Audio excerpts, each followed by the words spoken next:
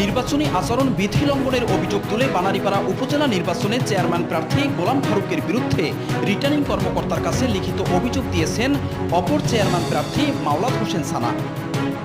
গত বুধবার 15 মে দুপুরে জেলা নির্বাচন কমিশন কার্যালয়ে গিয়ে রিটার্নিং কর্মকর্তার কাছে অভিযোগ জমা দেন তিনি। অভিযোগপত্রে উল্লেখ করা হয়, বানারীপাড়া উপজেলা পরিষদ নির্বাচনে চেয়ারম্যান প্রার্থী গোলাম ফারুক গত 9 মে উপজেলার শরিয়াপাকপুর ইউনিয়নের ফকির বাড়িতে এক কর্মী সভায় বক্তব্যে বলেন, আমার চেয়ে বড় মাস্তান কিন্তু বানারীপাড়ায় নেই, আমার চেয়ে বড় গুন্ডাও কিন্তু বানারীপাড়ায় নেই।